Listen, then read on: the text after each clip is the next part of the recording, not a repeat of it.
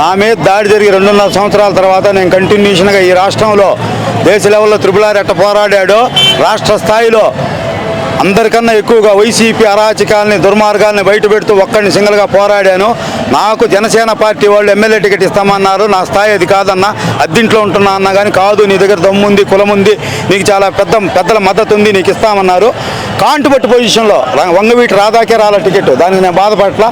కానీ నన్ను ఆ స్థాయి దాకా ఊహించి అంత మాట ఇచ్చినటువంటి జనసేనకి నేను గుండెల్లో ఉంచుకుంటా. ఎనీ టైం వాళ్ళకి ఎప్పుడు ఉపయోగపడతా. నేను అతి త్వరలో మా సోదరుడు దమ్మాలపాటి రమేష్ బాబు గారు గతంలో యూత్ కాంగ్రెస్లో రాష్ట్ర స్థాయి పదవులు చేశాడు. బాలినేనికి ఫ్యామిలీకి అతి దగ్గరగా 30 ఏళ్ళ నుంచి సర్వీస్ అందించాడు. మేమిద్దరితో పాటు చాలామంది వేల మంది యువకులు చేరుతున్నారు. వాళ్ళతో కాకుండా మేమిద్దరం సపరేట్గా జనార్దన్ గారు మాగుంట ద్వారా లేదా చంద్రబాబు గారి దగ్గర ఎక్కడైనది ఒక 2-3 రోజుల్లోనే చేరబోతున్నాం. 35,000 వచ్చిద్దా 40,000 వచ్చిద్దా అనే దాని మీదే చర్చ జరుగుతుంది.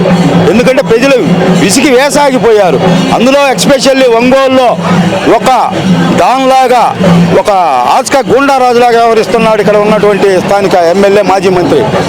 ఇది దయాగాడి దండయాత్ర అన్నట్టు హింస మీదకి వచ్చాడు. చాలా దారుణమైన విషయం. అతనే కాదు, 175 నియోజకవర్గాలు 155 నుంచి 160 సీట్లలో విజయం సాధించబోతున్నాము. అట్లానే ఎంపీలు 22 నుంచి 23 మంది గెలవబోతున్నారు. జిల్లాలో 12లో 10 గెలుస్తామని మొన్నటిదాకా ఊహించాము. ఈరోజు అనుకోకుండా దర్శి కూడా తెలుగుదేశం ఖాతాలో పడింది. 11 గెలుస్తున్నాం, 12వ సీటు పెండింగ్లో ఉంది. అది ఎవరు గెలిచేది కొద్దిగా సస్పెన్స్గా ఉంది. మాకు కావాల్సింది పదవులు అవి కాదు, రాజ్యాధికారంలో భాగము.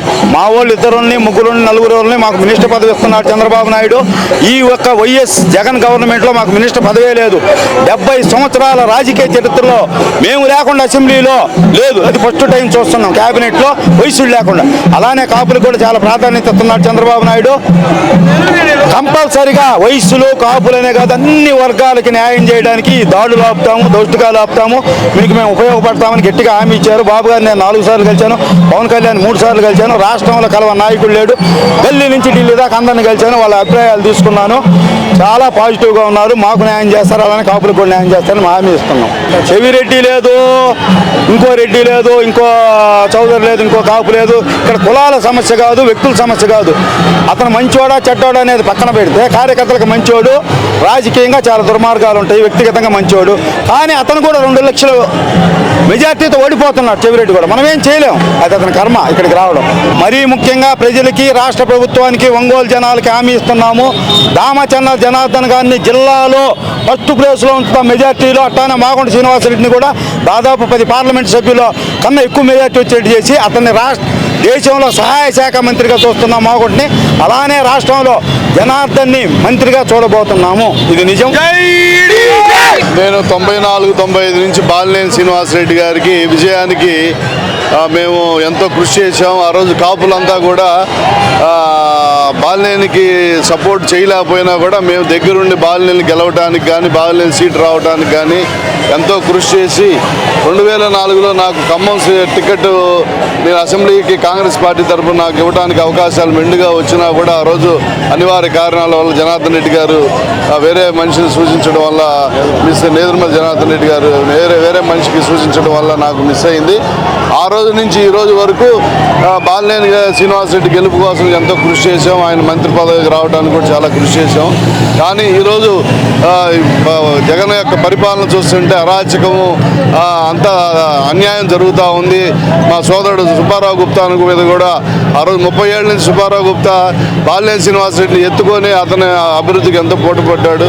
అయినా కూడా అతన్ని దారుణంగా కొట్టి కనీసం న్యాయం చేయమని వీడియో తీసి టీవీలో వేసి ఇంత దారుణమైన పరిస్థితి ఇంతమంది గతంలో ఎప్పుడూ లేదు. ఈరోజు మీరు చూస్తున్నారు స్వచ్ఛందంగా ప్రజలు ఒక్క రూపాయి కూడా ఆశించకుండా జనార్దన్ గారి గెలుపు కోసం జనార్దన్ గారిని గెలిపించి ఆయన మంత్రిగా చూడాలని చెప్పి ఆశతో జనం వస్తూ ఉన్నారు.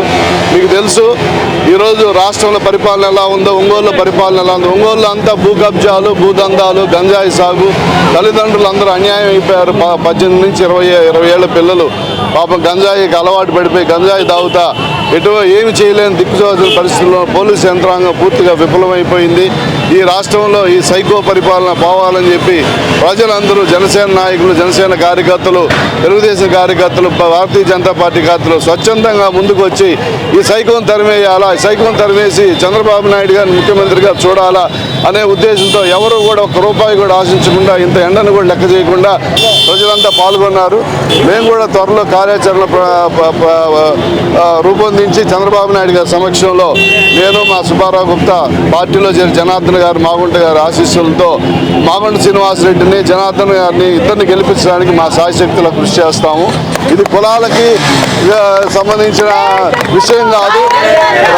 ఆంధ్ర రాష్ట్ర ప్రజలు ఉన్నతి సాధించాలంటే, మన పిల్లల భవిష్యత్తు బాగుండాలంటే చంద్రబాబు నాయుడు గారు మళ్ళీ ముఖ్యమంత్రి అవ్వాలా.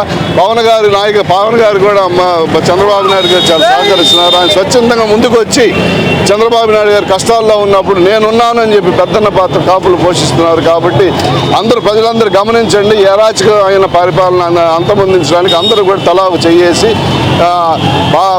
జనార్దన్ని అత్యధిక మెజార్టీ గెలిపించాల్సిందిగా కోరుతున్నారు.